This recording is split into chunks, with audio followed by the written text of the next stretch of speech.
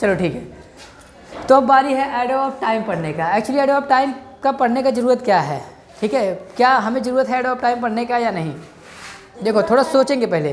देखो एडो of time का मतलब क्या होता है कि ऐसा शब्द जो हमें बताए कि काम कब होगा, काम कब होगा। हाँ, जैसे कि मेरे गांव में एक लड़का था, उसकी गर्लफ्रेंड थी। हाँ, तो उसकी गर्लफ्रेंड फ़ोन की कि आज मैं मार्केट आऊँगी।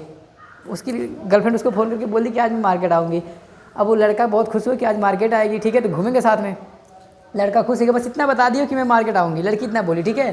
और लड़का बाइक लेके चलाया, मार्केट चलाया। अब उससे लड़की से मुलाकात नहीं हुआ। अब लड़का बैठा था बहुत टाइम तक वेट किया, फिर लड़का इंतज़ार करके चला गया।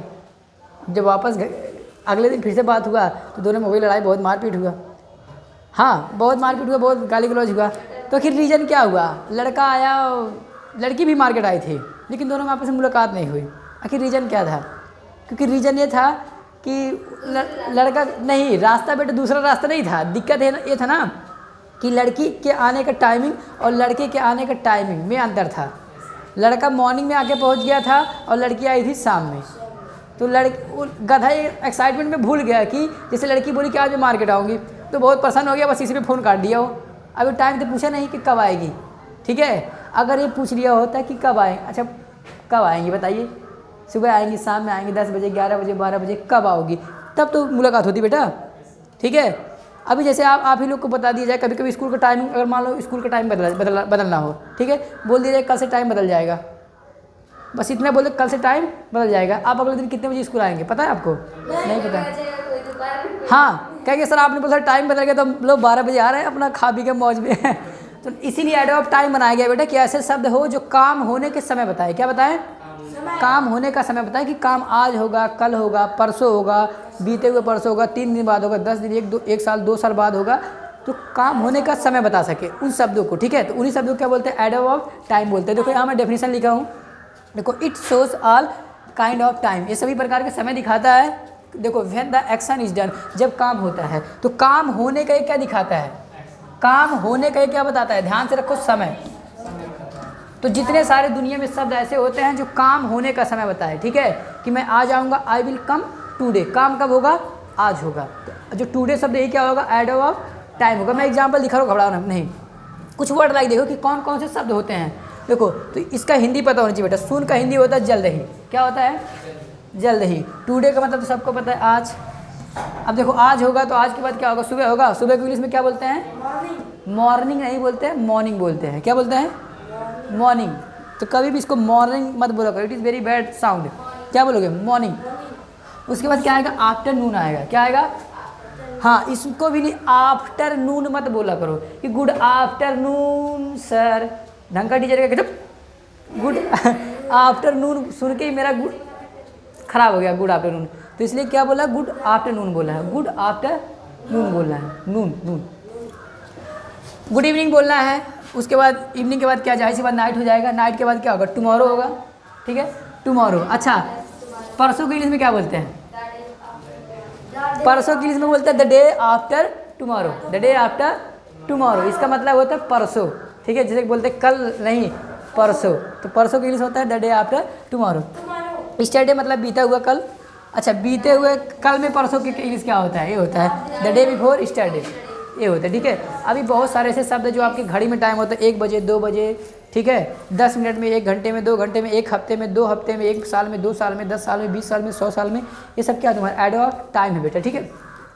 अच्छा, मजे की बात है कि इनको लिखा कहाँ जाएगा? सेंटेंस में अगर ये लिखना हो तो कहाँ लिखेंगे? देखो तो इसका जो पोजीशन होगा, देखो इट इज़ प्लेस्ड, प्लेस्ड मतलब होता है रखा जाता है, एट द एंड, अंत में। कहाँ पे? ऑफ द सेंटेंस, सेंटेंस के इनको हमेशा अंत में लिखा जाता है, ठीक है। तो मैं अब तुम्हें कुछ एग्जाम्पल लिख के दिखा रहा हूँ, उसको समझा रहा हूँ, ठीक है। देखो डेफिनेशन नोट करना है, कुछ वर्ड लाइक नोट करना है, उसके बाद ये पोजीशन बहुत इंपॉर्टेंट है, ठीक है। इसलिए मैं साइड हो गया हूँ ताकि पोजीशन नोट कर सको, ठीक है। अब मैं मिटा रहा हूँ, मैं तुम्हें एक पोजीशन लिख के दिखा रहा हूँ, कुछ सेंटेंस का एग्जाम्पल दिखा रहा हूँ, ठीक है। देखो तो बस इसको माइंड में रखना है कि एडो ऑफ टाइम मतलब ऐसा समय, ऐसा शब्द जो काम होने के क्या बताए? समय बताए, काम होने का समय बताए। जैसे कि पहले मैं सेंटेंस लिखा हूँ, जैसे मैंने कहा कि मैंने उसको 10 दिन पहले मिला, मैंने उससे 10 दिन पहले मिला। तो काम हुआ मिलने का, काम कब हुआ? कब? तो कोई अगर इसको अगर भैन से सवाल पूछोगे ना बेटा, भैन से, व्यंजन से सवाल पूछो कि काम कब हुआ, व्यंजन से पूछोगे तो जो शब्द जवाब होगा उसी शब्द का हम बोलेंगे एडो ऑफ टाइम। देखो अभी मैं पूछ के दिखा रहा हूँ, ठीक है। पहला सेंटेंस क्या है, मैंने उससे कल मिला, मैं उससे कल मिला। तो इंग्लिश देखो क्या होगा, आई पास्ट इंडेफिनिट में है तो मेट। अब देखो लड़की से मिला हो तो हर लड़के से तो हिम, चलो मैं लड़के से मिलता हूँ भाई, तो आई मेट हिम, मैंने उससे मिला कब, 10 दिन पहले। So before 10 days.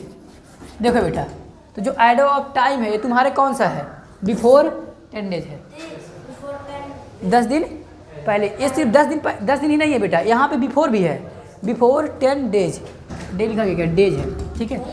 देखो काम कब हुआ, सवाल पूछो काम मिलने का काम कब हुआ, 10 दिन पहले। तो देखो एक काम होने का समय बता रहा है और ये लिखा कहाँ गया है, सेंटेंस के अंदर लिखा गया है।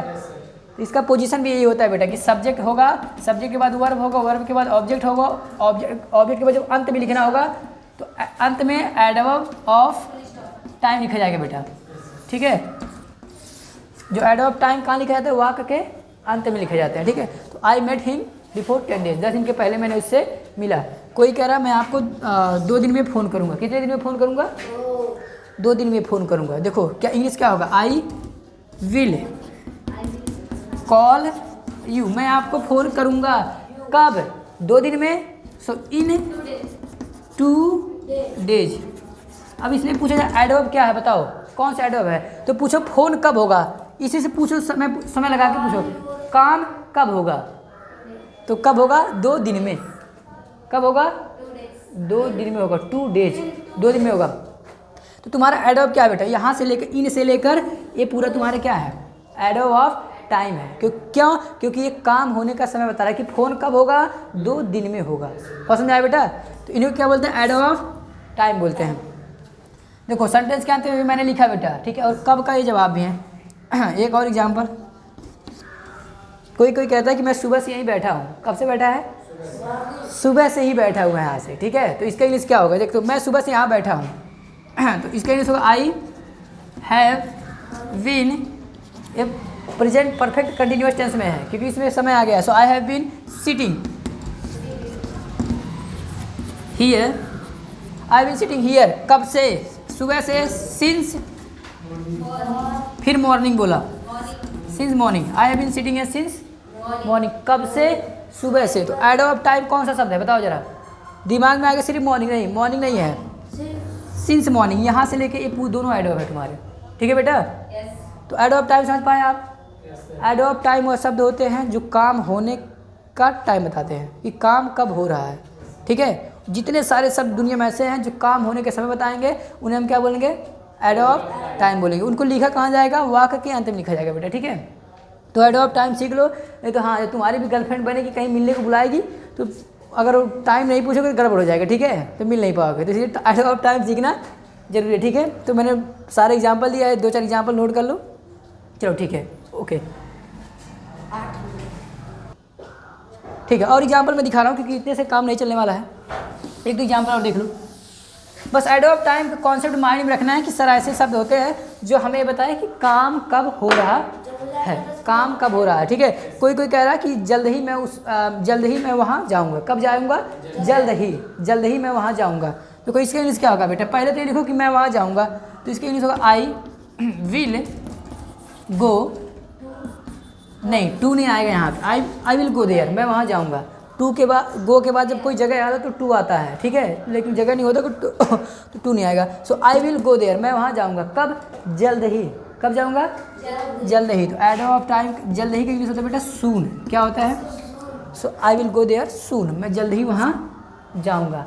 तो एक बार रियल बात जान लो, देखो बोलने के लिए बोलचाल में जो होते हैं एडवर्ब ऑफ टाइम, इनको सेंटेंस के पहले लिख देते हैं, मतलब सेंटेंस के पहले बोल देते हैं मुँह से कि सून आई विल गो देयर, जल्दी मैं वहाँ जाऊँगा। लेकिन लिखते टाइम कभी भी एडवर्ब ऑफ टाइम को सेंटेंस के पहले नहीं लिखेंगे, ठीक है, हमेशा कहाँ लिखा जाएगा, वाक्य के अंत में लिखा जाएगा। तो इसको क्या बोलेंगे, एडवर्ब ऑफ टाइम बोलेंगे। क्यों, क्योंकि देखो एक काम होने का बेटे क्या बता रहा है, समय को बता रहे हैं, ठीक है।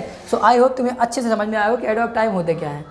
इतना ध्यान रखो कि ये क्या बताएंगे, काम होने का समय बताएगा। जैसे मैं कहूँगा कल मर गया, तो कब मरा, कल, तो कल शब्द क्या हो गया, एडवर्ब ऑफ टाइम, क्योंकि काम कब हुआ था, कल हुआ था।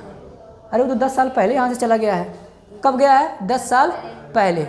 तो 10 साल पहले कौन सा होगा? एडो ऑफ टाइम होगा। ठीक है, तो आई होप अच्छे से तुम्हें समझ में आया होगा। ठीक है, okay, thanks for watching this video.